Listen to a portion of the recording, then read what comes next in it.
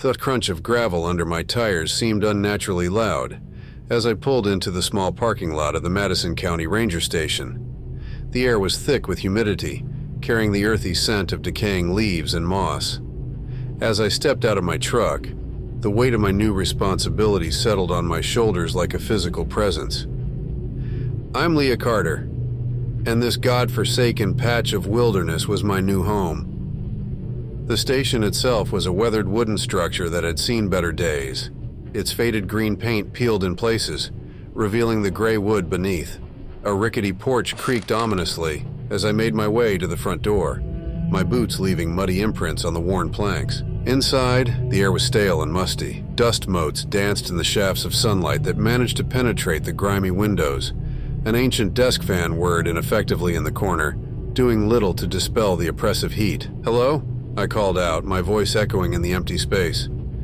No answer came. I made my way to what I assumed was my new office, a cramped room with a desk that looked like it predated the Civil War.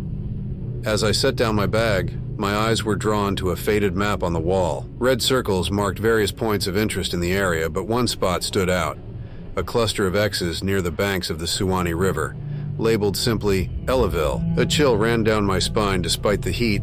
I'd heard whispers about Ellaville during my briefing, but dismissed them as local color. Ghost towns weren't exactly uncommon in these parts, but something about those X's bothered me, like a splinter in my mind I couldn't quite reach. The sudden buzz of my phone made me jump. It was a text from my supervisor. "Welcome to Madison County, Ranger Carter. Sorry I couldn't meet you in person. There's been another incident near the old Ellaville site. Check it out ASAP." Great, nothing like jumping right into the deep end. I grabbed my gear and headed back out to my truck. The sun was already dipping low on the horizon, painting the sky in shades of orange and purple. As I drove down the winding road towards Ellaville, the shadows seemed to deepen, the trees closing in on either side like grasping fingers. The road eventually gave way to a dirt track, barely wide enough for my vehicle. I parked at what appeared to be an old trailhead, its wooden sign so worn that the lettering was barely legible. Armed with my flashlight and sidearm, I set off into the gathering gloom. The forest was alive with the sounds of night creatures stirring. Cicadas droned their endless song, punctuated by the occasional hoot of an owl. But as I ventured deeper into the woods, an unnatural silence fell.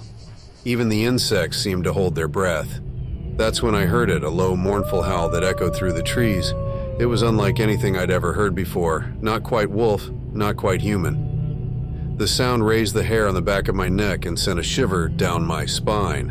I quickened my pace, my flashlight beam dancing erratically across the forest floor. Ahead, I could make out the crumbling remains of what must have been Ellaville.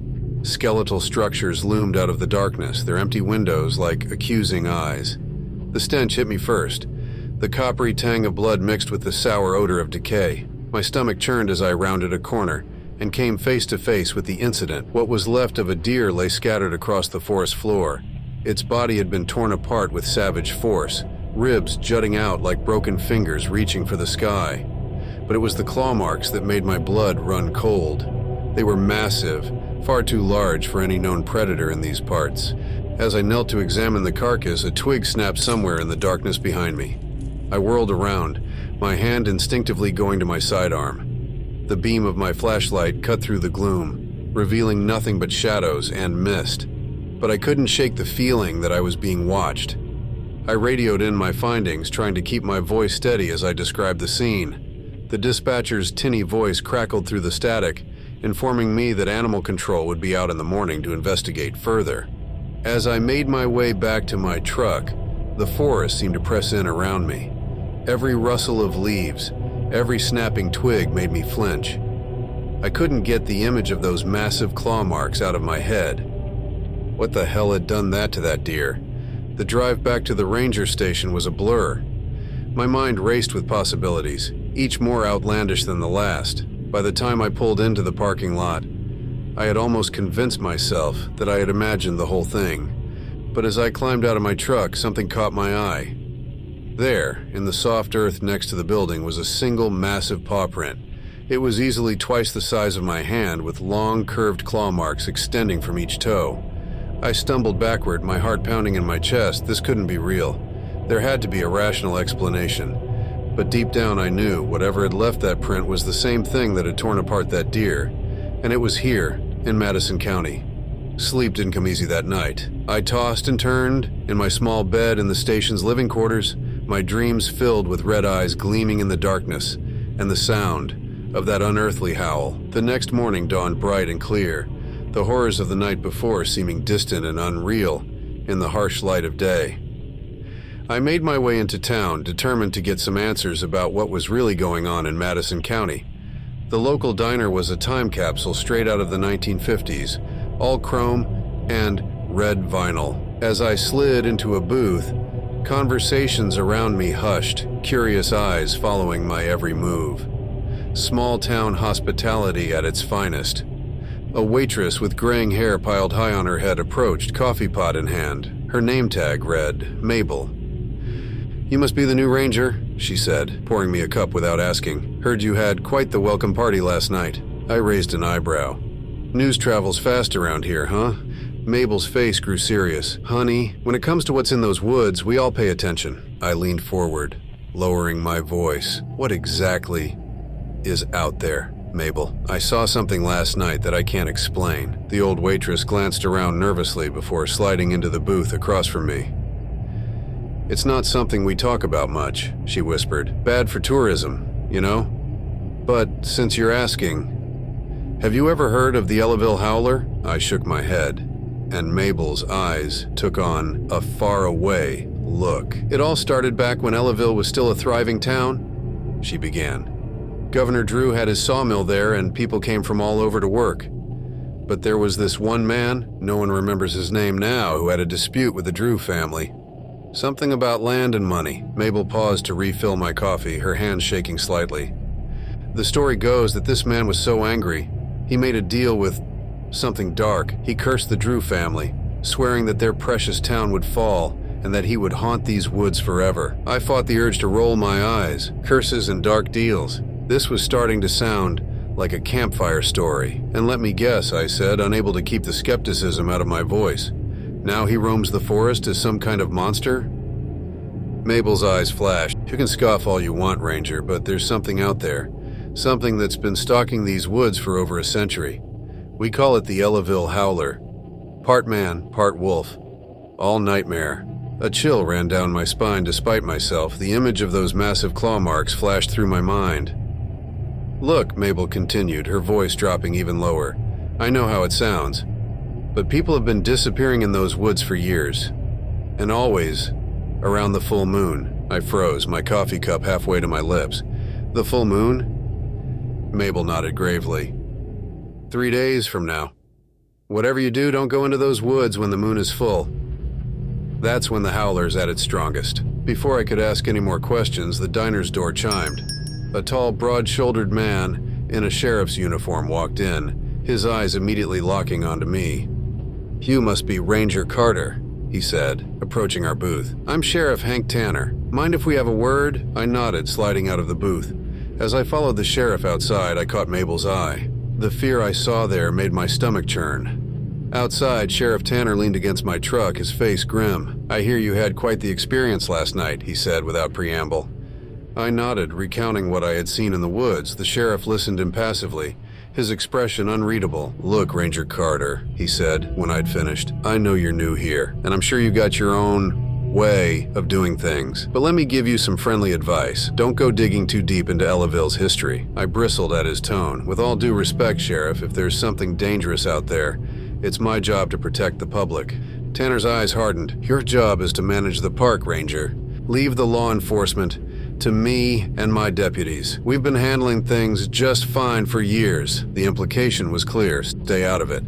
As the sheriff walked away, I couldn't shake the feeling that I was missing something crucial. Between Mabel's wild tales and Tanner's thinly veiled warnings, it was clear that Ellaville held secrets, and I was becoming determined to uncover them. Back at the ranger station, I dove into research, old newspapers, town records, anything I could get my hands on about Ellaville's history. As the sun dipped below the horizon, casting long shadows across my desk, a pattern began to emerge. Over the past century, there had been dozens of disappearances and unexplained animal attacks in the area around Ellaville. And Mabel was right. They all seemed to cluster around the full moon, but it was an old photograph that really caught my attention. Dated 1886, it showed a group of men standing in front of the Drew Lumber Company. Most of the faces were unremarkable, but one man stood out. He was standing apart from the others, his face twisted in a snarl of hatred as he glared at a well-dressed man I assumed was Governor Drew. There was something unsettling about his eyes, a wildness that seemed to transcend the faded sepia tones of the photograph. As I stared at those eyes, a chill ran down my spine. For a moment I could have sworn they glowed. The sound of scratching at the station's door snapped me out of my reverie. Heart pounding, I approached cautiously, my hand on my sidearm. But when I opened the door, there was nothing there. Nothing, that is, except for 3 long, deep claw marks gouged into the wood. A warning or a challenge. Either way, the message was clear. Whatever stalked the woods of Ellaville knew I was here, and it was watching. The next morning, I woke with a start, my sheets damp with sweat. The nightmares had been vivid. Flashes of glowing eyes, the sound of that unearthly howl, and always the feeling of being hunted. I stumbled to the bathroom, splashing cold water on my face. As I looked up into the mirror, I barely recognized the woman staring back at me. Dark circles ringed my eyes, and there was a wildness in my gaze that hadn't been there before. What the hell was happening to me? I shook off the remnants of the dream and got dressed. There was work to be done, beast or no beast. As I stepped outside, the humid air hit me like a wall. The sky was overcast, promising rain later. Perfect. Just what I needed for a day of patrolling the woods. I was about to climb into my truck when I noticed something odd. There, in the muddy ground near the station, was a set of tracks. But these weren't animal tracks, at least not entirely. They started as human footprint, clear and defined. But as they progressed, they seemed to change. The heel elongated, the toes spread and sharpened until the last print was unmistakably that massive paw I'd seen before. My breath caught in my throat. This was impossible. People didn't just transform into animals, and yet the evidence was right there in front of me. I snapped a few pictures with my phone before the rain could wash them away. I didn't know what I was dealing with, but I knew I'd need proof. The drive into town was tense, my eyes constantly scanning the tree line for any sign of movement. I pulled up to the local library, a small blue wooden structure that looked as though it had been built in the early 1900s. Inside, the air was cool and dry, a welcome respite from the muggy heat outside. The librarian, a petite woman with horn-rimmed glasses, looked up as I approached. "Can I help you?" she asked, her voice barely above a whisper. I nodded, trying to keep my voice steady. "I'm looking for information on Ellaville, old newspapers, town records, anything you might have." The librarian's eyes widened slightly. Ellaville, that's not a subject many people ask about. "I'm the new park ranger," I explained. "I'm just trying to get a feel for the area's history." She nodded slowly, then gestured for me to follow her. We wound our way through stacks of books until we reached a section labeled Local History. "Everything we have on Ellaville is here," she said, pulling out a dusty box. "But I must warn you, Ranger, some stories are better left in the past." With that cryptic remark, she left me alone with the box. Hours passed as I pored over yellowed newspapers and faded documents. The story of Ellaville's rise and fall was fascinating enough. A boomtown built on the success of Governor Drew's sawmill, only to be abandoned when the industry dried up. But it was the gaps in the story that intrigued me. There were periods, always around the time of the full moon, where the newspapers were eerily silent. No local news, no gossip column, nothing. And then there were the obituaries, so many obituaries, often clustered together. Hunting accidents, animal attacks, mysterious disappearances. The wording was always vague, as if the writers were afraid to say too much. As I dug deeper, a name kept appearing: Jeremiah Blackwood. He was mentioned in several articles as a troublemaker, a man who had frequent disputes with Governor Drew. In one particularly heated town hall meeting, Blackwood was quoted as saying, "Drew and his kin will pay for what they've done. This town will fall, and I'll make sure none of you ever forget." The last mention of Blackwood was in an article dated just before one of those strange, silent periods. He had been seen heading into the woods during a full moon, ranting about curses and revenge. He was never seen again. A chill ran down my spine as I remembered the photograph I'd found. The man with the wild eyes glaring at Drew. Could that have been Blackwood? I was so engrossed in my research that I didn't notice how late it had gotten until the librarian gently tapped me on the shoulder. We're closing soon, dear," she said softly. "Did you find what you were looking for?" "I'm not sure," I admitted. "But I think I'm starting to understand why people don't talk about Ellaville much. Be careful, Ranger. The past has a way of repeating itself around here." As I drove back to the station, my mind raced with everything I'd learned. The pieces were starting to fit together, but the picture they formed was too fantastic to be real. A curse, a man transformed into a beast, a century of violence and fear. It was madness, and yet I couldn't shake the feeling that I was onto something. The rain had started in earnest by the time I got back, turning the world into a gray haze. As I parked my truck, a flash of movement caught my eye. There at the edge of the woods stood a figure. It was too dark and rainy to make out details, but something about its posture was off. It stood hunched, almost on all fours, its head cocked at an unnatural angle. I blinked and it was gone, and heart pounding, I rushed into the station, locking the door behind me. I tried to tell myself it was just a trick of the light, my imagination running wild after a day of ghost stories and local legends. But deep down I knew better. Something was out there, and it was watching me. The next day dawned gray and misty, the aftermath of the night's storm lending an eerie quality to the landscape. I hadn't slept well, my dreams plagued by visions of glowing eyes and twisted shapes lurking in the shadows. As I sipped my morning coffee, I couldn't shake the feeling that I was running out of time. The full moon was tomorrow night, and if the stories were true... I shuddered, pushing the thought away. I needed more information, and I knew just where to get it. The drive to the county records office was tense, my eyes constantly darting to the rearview mirror. I couldn't shake the feeling that I was being followed, though the road behind me remained empty.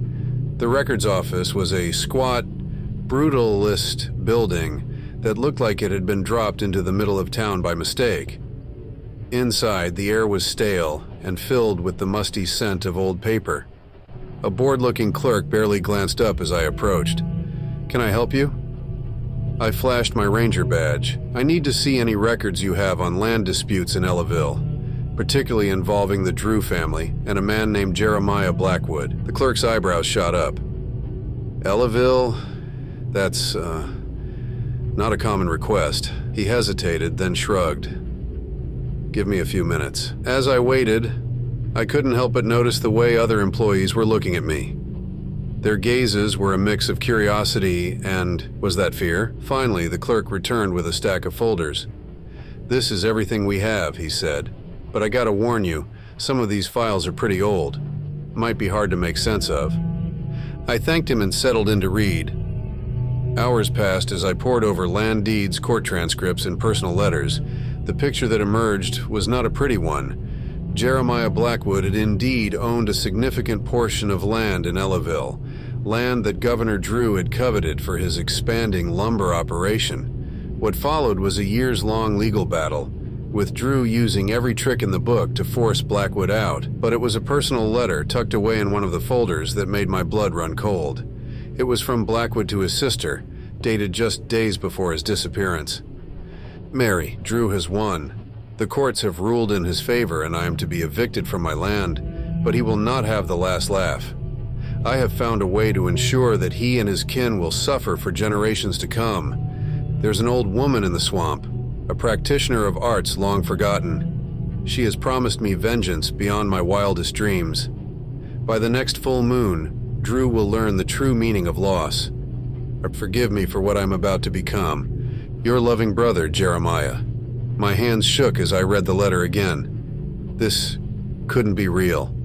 Curses, swamp witches, vengeance from beyond the grave. It was the stuff of campfire stories, not reality. And yet the evidence was mounting. The attacks always on the full moon. The claw marks too large for any known animal. The strange tracks outside the ranger station. Could it be possible? Had Jeremiah Blackwood's curse transformed him into the beast that now haunted Ellaville? I was so lost in thought that I didn't notice the man approach until he was right beside me. Finding everything you need, Ranger Carter. I jumped, my hand instinctively going to my sidearm. It was Sheriff Tanner, his face a mask of forced friendliness. "Sheriff," I said, trying to keep my voice steady. "I didn't hear you come in." Tanner's eyes flicked to the document spread out before me, his jaw tightening. "Looks like you've been busy," he said. "Find anything interesting?" I hesitated, unsure how much to reveal. "Just trying to understand the area's history," I said carefully. Tanner nodded slowly. "History's a tricky thing," he said. "Sometimes it's best left in the past." "Wouldn't you agree?" The threat in his voice was unmistakable. "With all due respect, Sheriff," I said, meeting his gaze, "if there's something dangerous in those woods, it's my job to protect the public." Tanner leaned in close, his voice dropping to a whisper. "You have no idea what you're dealing with, Ranger. For your own safety, drop this now, before it's too late." With that, he turned and walked away, leaving me with a pit in my stomach and more questions than ever. As I drove back to the station, my mind raced. What did Tanner know? Was he trying to protect me? Or was he part of whatever conspiracy had kept the truth about Ellaville hidden for so long? The sun was setting as I pulled up to the station, painting the sky in shades of blood red. As I stepped out of my truck, a sound stopped me in my tracks. The howl, long and mournful, echoed through the trees. It was the same sound I'd heard that first night, a sound that was neither fully human nor fully animal. And it was close, heart pounding. I fumbled for my keys, desperate to get inside, but as I reached the door, I froze. There, scratched deep into the wood, was a message: "Leave now or join the hunt." The full moon was tomorrow night. Whatever was out there, whatever Jeremiah Blackwood had become, it was ready to make its move. And I was running out of time to stop it. I barely slept that night, my dreams a chaotic swirl of howling beasts and accusing eyes. When I finally dragged myself out of bed, the morning sun was already high in the sky, its harsh light a mockery of the darkness that had settled over Ellaville. Today was the day. The full moon would rise tonight, and with it the beast that had haunted these woods for over a century. I knew what I had to do, even if every rational part of my mind screamed against it. I had to go back to Ellaville, to the ruins where it all began. If there was any hope of ending this curse, it would be there. As I gathered my gear, flashlight, sidearm, and Bowie knife, I couldn't shake the feeling that I was preparing for my own funeral. But what choice did I have? I'd sworn an oath to protect this land and its people, even if it cost me everything. The drive to Ellaville was tense, the forest pressing in on either side of the road like grasping fingers. As I neared the old trailhead, movement in my rearview mirror caught my eye. A police cruiser was following me, lights off, but unmistakably there. Sheriff Tanner, of course. I pulled over. I thought about placing my hand on my sidearm, but thought better of it as Tanner approached my window. "Going somewhere, Ranger Carter?" he asked, his voice dripping with false politeness. I met his gaze steadily. "You know exactly where I'm going, Sheriff, and why." Tanner's facade cracked, revealing a mix of fear and, was that guilt? "You don't understand what you're dealing with," he said, his voice low and urgent. "This thing, this curse, it's bigger than you know. We've managed to keep it contained for generations, but if you go poking around..." "Contained?" I spat the word back at him. "People have been dying, Sheriff, for years. How many more have to die before you realize your containment isn't working?" Tanner flinched as if I'd struck him. "And what do you think you can do about it? You're just one person, Ranger Carter. This thing has been here for over 100 years. I took a deep breath, steeling myself. "Maybe so, but I have to try. It's my job." For a long moment, Tanner just stared at me. Then, with a heavy sigh, he reached into his cruiser and pulled out an old leather-bound book. "If you're determined to do this," he said, handing me the book, "then you should know the whole story. This was Jeremiah Blackwood's journal. It's been passed down through the sheriff's office for generations. Maybe you'll see something we missed." I took the journal, feeling its weight, both physical and metaphorical, in my hands. "Thank you," I said softly. Tanner nodded grimly. "Good luck, Ranger Carter. You're going to need it." As he drove away, I opened the journal with trembling hands. The pages were yellowed with age, the handwriting spidery and difficult to read. But as I skimmed through the entries, a chill ran down my spine. Blackwood's descent into madness was chronicled in painful detail, his growing obsession with revenge, his search for dark magic, and finally, the ritual that would change him forever. The final entry made my blood run cold. The deed is done. I can feel the change coming upon me, the beast clawing its way out from within. Drew and his kin will pay for what they've done, and this cursed town will fall. But the price, oh, the price is higher than I ever imagined. I have become a monster, a devourer of flesh. May God have mercy on my soul. I closed the journal, my mind reeling. This was it, the final piece of the puzzle. Jeremiah Blackwood hadn't just cursed the town. He'd cursed himself, transforming into the very monster that now haunted these woods. As I pulled up to the Ellaville trailhead, the sun was already dipping low on the horizon. I had maybe an hour before moonrise, an hour to find a way to end a century-old curse. No pressure. The ruins of Ellaville were even more foreboding in the fading light. Shadows seemed to move of their own accord, and every snapping twig made me jump. But I pressed on, Blackwood's journal clutched tightly in one hand, my flashlight in the other. I made my way to what I assumed had been the center of town. There, amidst the crumbling foundations and overgrown weeds, stood a single structure that had somehow withstood the test of time.